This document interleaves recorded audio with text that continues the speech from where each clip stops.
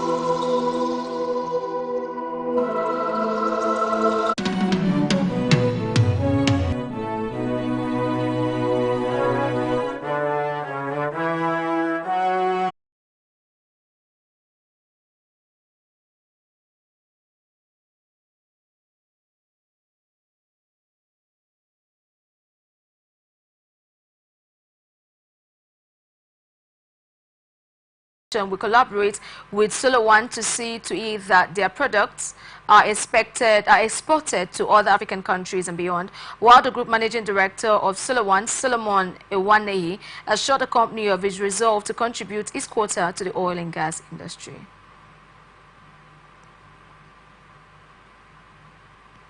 National Oil Spill Detection and Response Agency has planned to improve environmental regulations in the petroleum sector by accelerating memoranda of understanding with industry operators and ensure they align with international standards. NOSDRA's Director General and Chief Executive Chukwuma Woki, who disclosed this in Abuja while playing host to members of the spill detection for the CNA's congratulatory messages following his appointment, and acknowledged the association's recognition of NOSDRA's regulatory role, assured CNA that the agency will prioritize and request and expedite the MOU process to ensure that petroleum companies operate in compliance with global environmental standards. CNA's chairman, Dr. Adeshina Sadiq, who also serves as the General Manager of Health, Safety and proposed the NOSDRA expand CNA's role in the biennial global initiative for West Central and Southern African Summit, advocating for broader regional participation. A CNA board member and an executive in future summit, immediate safety checks on buildings to prevent potential risk in light of building areas. A statement issued by the Registrar and Secretary to the Council, Adetunji Adeniran, Cobon stressed the need for proactive measures to assess the structural integrity of buildings in the affected areas, while government agencies led by the Minister of Science, Innovation and Technology, Uche Nnaji, had assured residents that the tremors posed no immediate environmental threat, and Coburn stressed the importance of taking precautions to ensure public safety. The council urged for immediate action to prevent any potential hazard that might raise from structural weaknesses, while calling for thorough building assessment in line with its role as a regulatory body overseeing the building industry. The council also said safety and structural integrity should be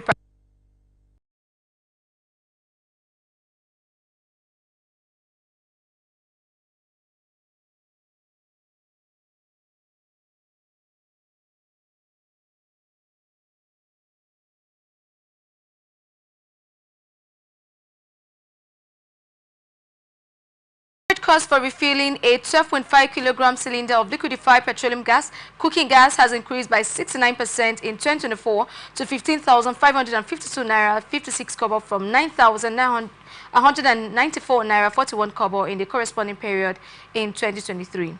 The price has increased by 9.5% on a month-on-month basis to 15,552 naira per 12.5 kg in August 2024 from July 14,261.57, while the National Bureau of Statistics says in its LPG price watch for August. In Rivers State, it was recorded the highest average retail price for the refilling of a 12.5 kg cylinder of liquefied petroleum gas, cooking gas, with 17,086 naira 39 kobo, followed by Cross River State with 17,050 naira and Abia State with 17,012 naira 52 kobo.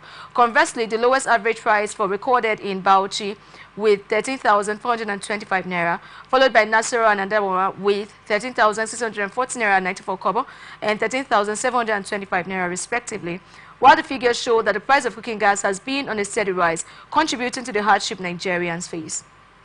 This comes as NBS in its August inflation data said the country's headline and flood inflation stood at 32.15 and 37.52% in August. Senior Staff Association of Electricity and Allied Companies are threatening to shut down power supply in the entire HA local government area of Rivers State over the brutal attack of its member, Boro Benjamin, by some residents of the area.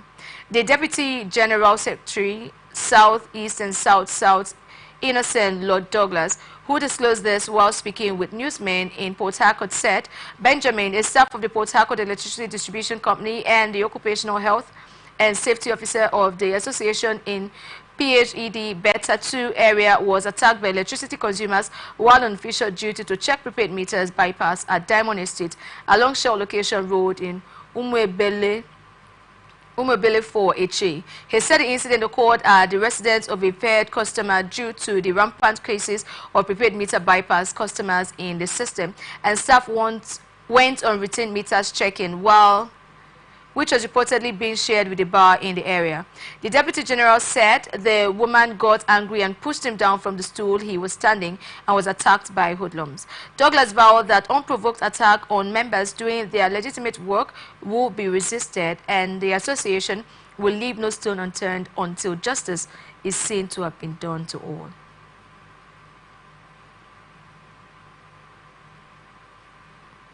Residents of the Exclusives Community Development Association Teachers Quarters, Selewu Ibobo, in the Ikorodu area of Lagos State, have blamed the vandalization of their electricity distribution transformer on the alleged negligence and refusal of Ikeja Electric to energize the transformer 5 months after the completion of its installation.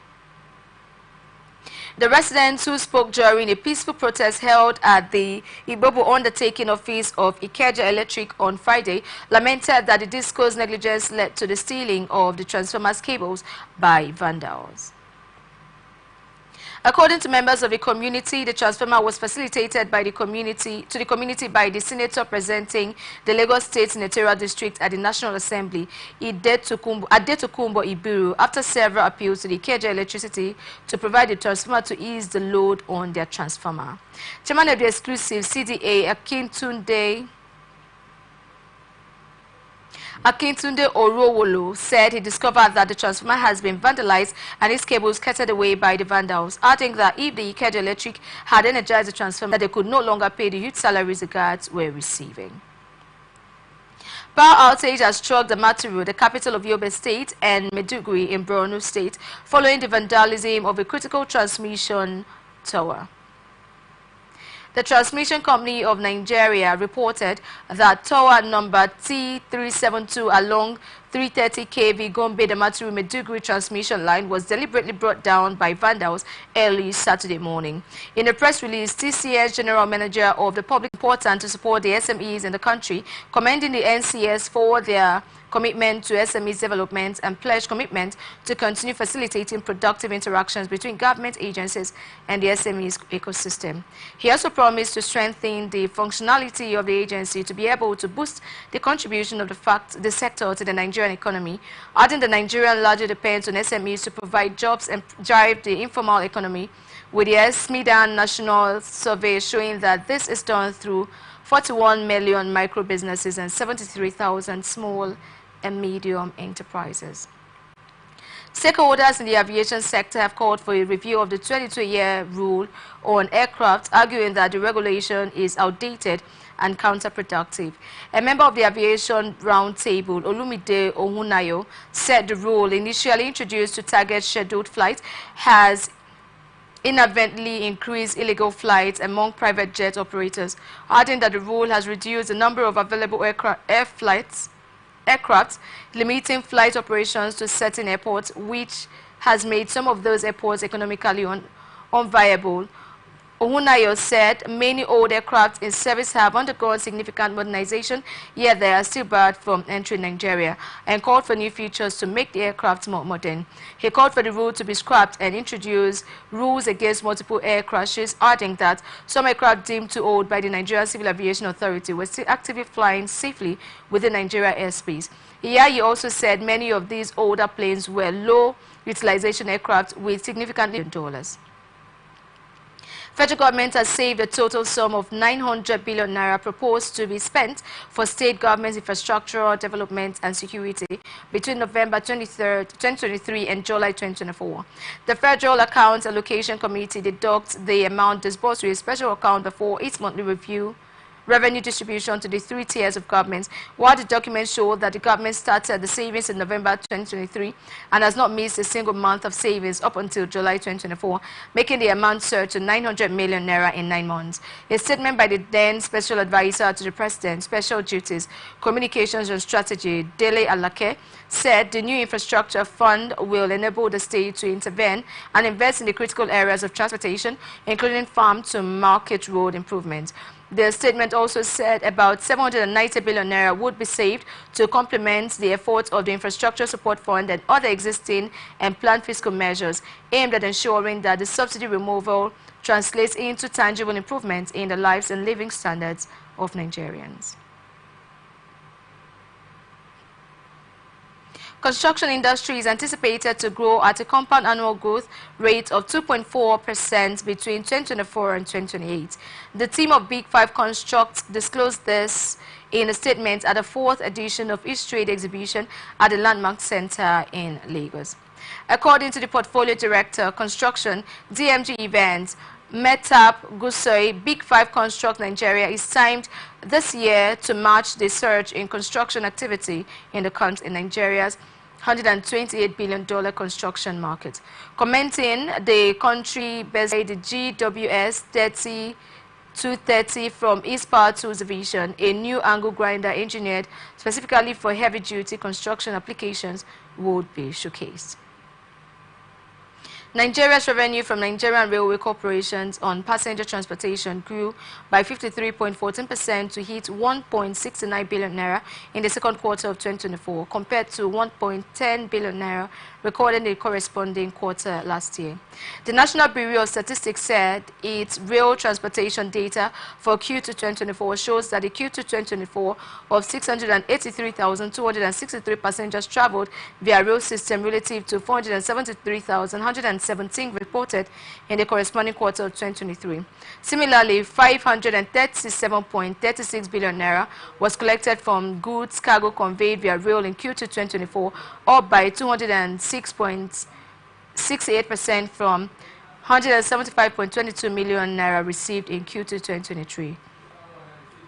In addition, revenue generated from the movement of goods and cargo via pipelines stood at 42.08 million naira in Q2 2024, which is higher than the 12.81 million reported in the corresponding period of last year. The volume of goods and cargo transported via rail in Q2 2024 stood at 143,759 tons compared to 56,936 tons.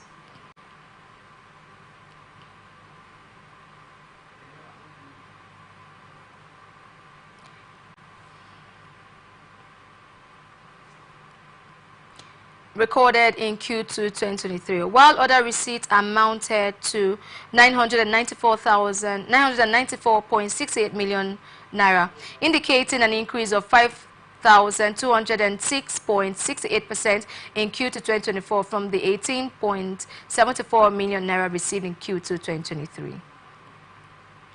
32 business partnership deals worth more than $3.5 billion were sealed at the recently concluded second Indonesia-Africa Forum in Bali, Indonesia.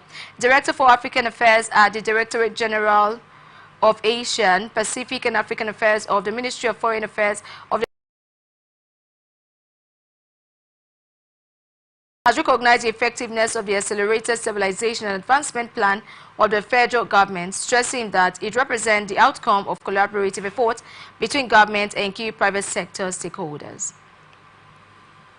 A statement by Man Ajayi Kadi commended President Bola Tinubu for tasking his economic management team to come out with the plan and the inauguration of the Presidential Economic Coordinating Council to superintend its implementation and admonish that the plan in itself does not deliver. It requires diligent, unrelenting and focused implementation to achieve the desired objectives. He said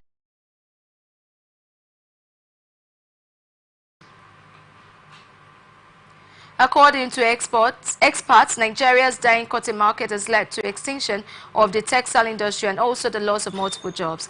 Data from the Ministry of Industry, Trade and Investment shows that between 1980 and 2016, about 145 companies operating in the textile sector have shut down due to policy somersaults, poor research and development, shortage of raw material, smuggling and poor power supply, among other trees reserves from the $33.02 billion recorded at the start of the year on July 2nd, 2024, and several factors have contributed to the increase in external reserves.